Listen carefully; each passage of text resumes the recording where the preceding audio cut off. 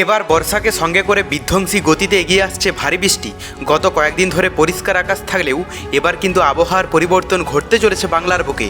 কিন্তু ঠিক কোন এলাকায় আবহাওয়ার পরিবর্তন ঘটবে এবং কোন দিকেই বা ভারী বৃষ্টি হবে তা নিয়ে এই ভিডিওতে আপনাদেরকে বিস্তারিতভাবে জানিয়ে দেব। আপনি ভিডিওটি অবশ্যই শেষ পর্যন্ত দেখবেন।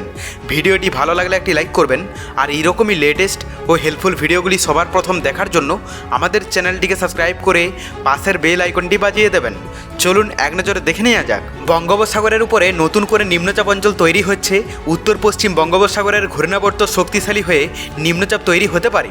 আবার মৌসুমী অক্ষরেখা পূর্ব মধ্য বঙ্গোপসাগর পর্যন্ত বিস্তৃত রয়েছে। সাগরে তৈরি হচ্ছে নিম্নচাপ। এই সবের জোড়া ফলাই রাজ্যে ফের বাড়বে ঝড় বৃষ্টি। আজ ভারী থেকে অতি ভারী বৃষ্টিপাতের সম্ভাবনা রয়েছে দক্ষিণবঙ্গের একাধিক জেলায়। বিশেষ প্রভাব থাকতে পারে উত্তর 24 পরগনা, দক্ষিণ 24 পরগনা এবং 2 মেদিনীপুরে। সেই সঙ্গে কলকাতা, হাওড়া, হুগলি, বাঁকুড়াতেও বজ্র বিদ্যুৎ সহ তুমুল বর্ষণের পূর্বাভাস রয়েছে। পাশাপাশি ভারী বর্ষণের সম্ভাবনা রয়েছে উত্তরের জেলাগুলিতেও। বিশেষ প্রভাব পড়বে জলপাইগুড়ি এবং আলিপুরদুয়ার জেলায়। তো এরপর আমরা যদি লাইভ আপডেটটা দেখে নিই, প্রথমে আমরা যদি আজ সকালের দিকে পশ্চিমবঙ্গের দক্ষিণবঙ্গের এলাকাগুলোর কথা বলি, তো এখানে কলকাতা, হাওড়া, হুগলি, সেই সঙ্গে বর্ধমান, দুর্গাপুর, আসানসোল, বাঁকুড়া, ধানবাদ, পুরুলিয়া, জামশেদপুর, চাকুলিয়া, খড়গপুর, নিচের দিকের কথা বলতে গেলে তমলুক, হলদিয়া, সাগরদ্বীপ, কাকদ্বীপ, এই সমস্ত এলাকা জুড়ে কিন্তু বৃষ্টির সম্ভাবনা দেখতে পাওয়া যাচ্ছে। কিন্তু এখানে কৃষ্ণনগর, বহরমপুর, মুর্শিদাবাদ, এই সমস্ত এলাকাগুলোতে মোটামুটি পরিষ্কারই আবহাওয়া থাকবে। তবে ভারী থেকে অতি ভারী বৃষ্টির সম্ভাবনা রয়েছে খড়গপুর, পুরুলিয়া, জামশেদপুর, চাকুলিয়া, এই সমস্ত কয়েকটি এলাকা জুড়ে। বাদবাকি এলাকাগুলোতে হালকা থেকে মাঝারি মানের কিন্তু বৃষ্টি হবে। উত্তরবঙ্গের যদি আপডেটটা দেখা যায়, তো এখানে দার্জিলিং, কালিম্পং, কার্শিয়ংয়ে পরিমাণে অনেকটাই কম ইফেক্ট থাকবে।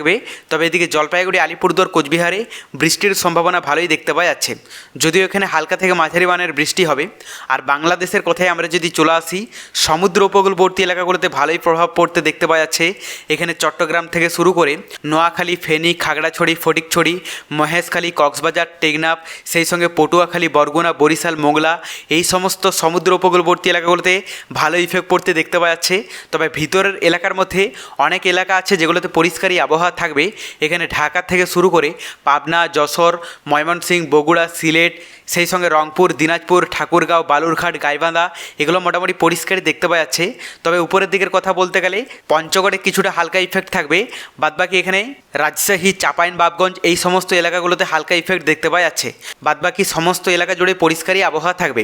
এরপর আমরা দুপুরের দিকে আপডেটটাও দেখে নেব। তো দক্ষিণবঙ্গের কথা বলতে গেলে দুপুরের দিকে দক্ষিণবঙ্গের প্রায় প্রতিটি জেলাতেই বৃষ্টির সম্ভাবনা দেখতে পাওয়া যাচ্ছে। কোথাও সেই রকমভাবে পরিষ্কার আবহাওয়া থাকবে না। গত কয়েকদিন ধরেই দুপুর থেকে বিকেলের মধ্যে প্রায় প্রতিটি জেলাতেই বৃষ্টি দেখতে পাওয়া যাচ্ছে, তবে আজও তার নিস্তার নেই। উত্তরবঙ্গের যদি আপডেটটা দেখা যায়, তো এখানে দার্জিলিং, কালিম্পং, কার্শিয়ং থেকে শুরু করে জলপাইগুড়ি, আলিপুরদুয়ার, কোচবিহারও বৃষ্টির সম্ভাবনা রয়েছে, যদিও পরিমাণে অনেকটাই কম ইফেক্ট থাকবে জলপাইগুড়ি, আলিপুরদুয়ার এবং কোচবিহারের আকাশে। বাংলাদেশের কথায় আমরা যদি চলে আসি, সমুদ্র উপকূলবর্তী এলাকাগুলোতে ভালো ইফেক্ট পড়তে দেখতে পাওয়া যাচ্ছে। ভিতরের এলাকার মধ্যেও অধিকাংশ এলাকা জুড়েই বৃষ্টি হবে। সকালের দিকটাতে অনেকটা অংশেই পরিষ্কার আবহাওয়া থাকলেও দুপুর বিকেলের দিকে প্রায় প্রতিটি জেলাতে বৃষ্টি দেখতে পাওয়া যাচ্ছে। সেই রকমভাবে পরিষ্কার আবহাওয়া থাকবে না। দেখুন, এই মুহূর্তে আমরা যদি বঙ্গোপসাগরের আবহাওয়াটা দেখে নিই, তো বঙ্গোপসাগরের দুর্যোগপূর্ণ আবহাওয়া রয়েছে। একটি নিম্নচাপ ঘনীভূত হয়েছে। এর ইফেক্টটা বিশেষ করে দক্ষিণবঙ্গের দিকেই ঢুকছে। তবে এর প্রভাবে পশ্চিমবঙ্গ সহ বাংলাদেশেও কিন্তু ইফেক্ট পড়তে দেখতে পাওয়া যাচ্ছে। তবে পরবর্তীতে বঙ্গোপসাগরে নতুন কোনো বড়সড় দুর্যোগ বা সিস্টেমের আভাস পেলে অবশ্যই আপনাদেরকে লাইভে জানিয়ে দেবো। এরপর আমরা তাপমাত্রাটা দেখে নেব যে আজ দুপুরের দিকে তাপমাত্রায় কতটা কি চেঞ্জেস লক্ষ্য করা যেতে পারে, যেহেতু বৃষ্টির সম্ভাবনা রয়েছে। প্রথমে আমরা যদি দক্ষিণবঙ্গের তাপমাত্রাটা দেখে নিই, তো এখানে কলকাতা এবং দক্ষিণবঙ্গের বেশিরভাগ এলাকার তাপমাত্রা থাকতে পারে 28, 29, 30 ডিগ্রির মধ্যে। পাশাপাশি উত্তরবঙ্গের যদি তাপমাত্রাটা দেখা যায়, তো এখানে দার্জিলিং, কালিম্পং, কার্শিয়ংয়ে 27 ডিগ্রি থাকবে। সেই সঙ্গে জলপাইগুড়ি, আলিপুরদুয়ার, কোচবিহারের তাপমাত্রা থাকতে পারে 34 ডিগ্রির মধ্যে, মানে একটু বেশি তাপমাত্রা দেখতে পাওয়া যাচ্ছে। পাশাপাশি বাংলাদেশের কথা বলতে গেলে সমুদ্র উপকূলবর্তী এলাকা এবং ভিতরের এলাকার মধ্যে বেশিরভাগ এলাকার তাপমাত্রা থাকতে পারে 29 ডিগ্রি থেকে শুরু করে 30, 31 ডিগ্রি পর্যন্ত। তবে এক্ষেত্রে রংপুরে একটু বেশি থাকবে 33 ডিগ্রি সেলসিয়াস। এরপর আমরা রাতের দিকে তাপমাত্রাটাও দেখে নেব। তো দক্ষিণবঙ্গের কথা বলতে গেলে কলকাতা এবং দক্ষিণবঙ্গের বেশিরভাগ এলাকার তাপমাত্রা থাকতে পারে 25, 26 ডিগ্রির মধ্যে। পাশাপাশি উত্তরবঙ্গের যদি তাপমাত্রাটা দেখা যায়, তো এখানে দার্জিলিং, কালিম্পং, কার্শিয়ংয়ে 20 ডিগ্রি দেখতে পাচ্ছে। এদিকে জলপাইগুড়ি, আলিপুরদুয়ার, কোচবিহারের তাপমাত্রা থাকতে পারে 26 থেকে 27 ডিগ্রির মধ্যে।